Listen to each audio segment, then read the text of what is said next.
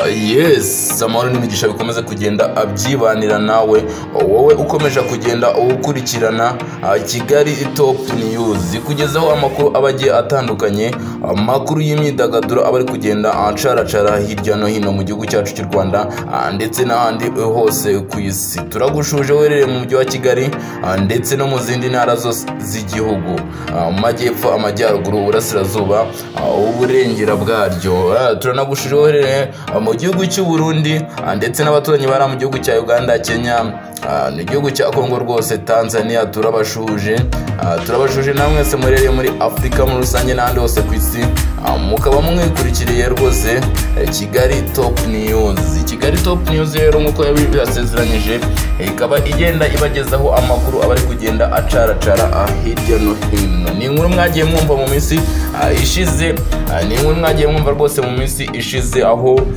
hari mu karere ka Musanze rwose, mu murenge wa Musanze, mu kagari ka Cyabugarura, mu mudugudu wa Mabaya. Ni umubyeyi rwose byagiye byumvikana ko haje gutahurwa umwana mu nzu atawe n'umubyeyi wahingaga hafi aho ngaho rwose. Uwo mwana akaba yaraboshywe akandoyi. Ibintu byagiye bibaza abatari bake hano mu gihugu cyacu cy'u Rwanda ndetse n'ahandi hose ku isi, aho bagiye babivugaho ibintu bigiye bitandukanye, babyita ubunyamaswa. Wakwibaza rero uti uyu mwana yahohotewe se, cyangwa uyu mwana yaziraga iki? Uyu mwana byaje gutangazwa yuko ngo yaziraga ibiceri 200, aho ngo umubyeyi rwose yari yatangaje ko, cyangwa se yari yabwiye abantu bari aho ngaho ko uyu mwana, cyangwa se kugira ngo ajye kumuhanisha iki gihano, ngo yamuzizaga ko yamwibye ibiceri 200. Ubwo rero nibwo yaje kumufata aramuzirika, arangije amukingirana mu nzu arigendera. Umwana rero ubwo yashakaga rwose kujya kuri wese, nibwo yaje atabaza rwose mu rusaku rwinshi. Umuturanyi wari guhinga hafi aho nibwo yaje rwose kumva urusaku, arabase urusaku n'urwiki, araza niko gukingura asanga umwana rwose aboheye mu nzu. Niko guhamagara rwose abaturanyi ndetse n'ubuyobozi bw'akagari ka Cyabugarura. Uyu munsi rero niki wakubaza ngo niki tugiye kukubwira uyu munsi? Ni ku itariki rwose ya 8. Ni ibintu tugiye kubabwira rwose ejo mu masaha, cyangwa se ku gicamunsi cy'itariki ya 7 Mata, aho uyu mubyeyi rwose ngo witwa Mukamana w'imyaka 30 bakekaga rwose kuba ariwe wafashe uyu mwana akamuha iki gihano, cyangwa se akamuzirika akandoya akamuta mu nzu. Yaje gufatwa n'inzego zishinzwe ubugenzacyaha RIB z'igihugu cyacu cy'u Rwanda, atabwa muri yombi. Uyu mugore rero bikaba byatangajwe se, cyangwa ubuyobozi bwa RIB bwatangaje ko afungiye hariya kuri sitasiyo ya RIB hariya Cyuve. Uyu mugore ngo niho afungiwe, akaba yatawe muri yombi, akaba akekwaho kuba ariwe waziritse uyu mwana akamukingirana mu nzu. Mu magambo rero y'umuyobozi rwose w'akagari ka Cyabugarura niyo yita Ari, yatangaje rwose ko ngo uyu mwana ngo yaziritswe, ngo byaterwaga nuko ngo yari yibye ibiceri 200 nk'uko byavugwaga n'abantu bagiye batandukanye. Ati uyu mwana we yaje kuvuga ko rwose ngo ibi biceri atigeze abyiba, arabihakana avuga ati rwose uyu mubyeyi yarandenganyije, nta mafaranga ye nigeze niba. Abaturage rero bagiye batandukanye ari mu kagari ka Cyabugarura, mu mudugudu wa Mabaya, bagiye bavuga ati se umubyeyi utekereza uburyo kubyara umwana bivuna, ndetse none akaba n'umubyeyi w'umumama, umubyeyi rwose ahura n'ibibazo bikomeye ari ku Gisengo iyo agiye kwibaruka umwana we. Niwe wafatira umwana we igihano nk'iki, akamuzirika rwose akandoyi, akaba batazi akandoyi. Yaramufashe amaboko ayahuriza inyuma, amuzirika imigozi igera muri 2 rwose, umwe mu nkokora, undi awuzirika mu bujana.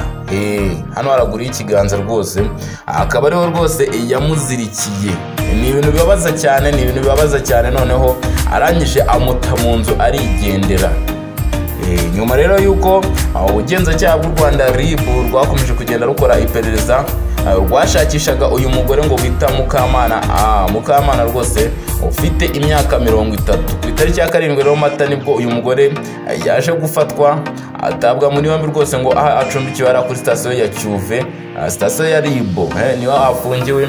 Akaba ari gukorwa iperereza ngo barebe icyaba cyarateye uyu mugore rwose mu by'ukuri kuba yarafunze uyu mwana, bityo anakurikiranwe n'amategeko, ajyanwe mu butabera abashe kuba yaburanishwa kuba yarahohoteye rwose uyu mwana.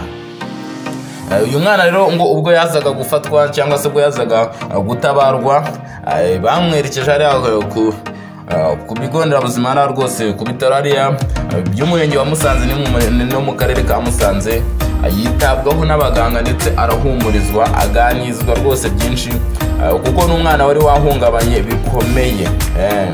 Hanyuma aza gushyikirizwa se umubyara. Icyo twabatangariza kindi rero nuko uyu mugore Mukamana rwose ntabwo yabanaga n'umugabo we, ahubwo ngo ubwo yabanaga n'umugabo we baje kujya bashwana cyane. Umugabo ngo yamushinjaga iki? Umugabo yamushinjaga ubusinzi ndetse n'ubura cyangwa se kuba yaramucaga inyuma. Amategeko rero se cyangwa inzego z'ubuyobozi hariya mu karere ka Musanze, mu murenge wa Musanze, mu kagari ka Cyabugarura, bwaje rwose gufata umwanzuro w'uko bwaje gutandukanya abangaba. Hanyuma uyu mugore rwose aguma muri iyi nzu kugira ngo ajye abasha kwita ku mwana, hanyuma umugabo ategekwa kujya gukodesha. Bivuze ngo rero uyu mwana cyangwa se uyu mwana akaba yabanaga na nyina cyangwa se uyu mugore ni yarakibana n'umugabo we. Ubu rero uyu mwana ngo akaba aje cyangwa se akaba yabashe ngo kwitabwaho, ngo akaba ari buze gushyikirizwa se umubyara, hanyuma nyina nawe amategeko akomeze kugenda ashyirwa mu bikorwa se cyangwa bamukurikirane kuri iki cyaha rwose, iki cyaha ashikekwaho cyo guhohotera umwana we yibyariye bene aka kageni. Abatari bakera hano mu gihugu cyacu cy'u Rwanda bagiye babivugaho ibintu bigiye bitandukanye, abagaragaza amarangamutima, akababaro batewe rwose n'ibyo uyu mwana yakorewe, ibi ngibi rwose byagaragajwe cyane ubundi n'abaturanyi baturiye ndetse n'abiboneye n'amaso yabo ibi bintu cyangwa se ubu bugome, iki gihano cy'indengakamere uyu mubyeyi yari yafatiye umwana we, amushinja ibiceri 200. Abantu benshi bagiye babigaruka bavuga ati se yamwiba miliyoni ko ari umwana we yibyariye, akwiye kumuha igihano nk'iki, ati iki ni igihano rwose kibi cyane, ni igihano utakwifuriza wawe. Ngaya nguko rero ni Kigali Top News iba ikomeje kugenda ikugezaho ibintu bigiye bitandukanye. Niba warabashe kuba utarakande subscribe n'iryo jambo ritukura rikoreho ukore kukazogera, notification yacu ikomeze kugenda ikugeraho. Nawe rero wabashe ko wayikora, tukomeje kugenda tugushimira. Nkuko twabigusezeranyije rero tutazatehoka kugenda tukugezaho amakuru abagiye atandukanye, twigerezaho ku gihe cyangwa se tukugezaho nkaho wari uhibereye. Turabashimiye rwose mwebwe muri hano mu mujyi wa Kigali ndetse no mu zindi ntara zose z'igihugu cyacu cy'u Rwanda, Afurika muri rusange n'ahandi hose ku isi. Tubifurije amahoro y'Imana rwose, ishya n'ihirwe, amahirwe masa mu bikorwa mwabigiye mwibereyemo bigiye bitandukanye. Ari nako tubakangura cyangwa se tubasaba kujya mukurikirana Kigali Top News isaha ku isaha kugira ngo ibonere amakuru abagiye atandukanye, amakuru rwose aba ari gucacara hirya no hino, amakuru aba asesenguye, amakuru y'ukuri atariho ivumbi. Yes, amakuru atariho ivumbi. Kandi ubu yabonera rwose uwiciriye hafi ni ukugana kuri urubuga rwa YouTube ukiyandikiramo Kigali Top News, wangiza ugakora sub kugira ngo utazongera kwirwa rwose ubyandika. Buri gihe uzajya wigira uzajya uba mu wa mbere se cyangwa uzajya ubona amakuru yacu ugifungura rwose, uzajya ubona amakuru yacu ugifungura urubuga rwa YouTube.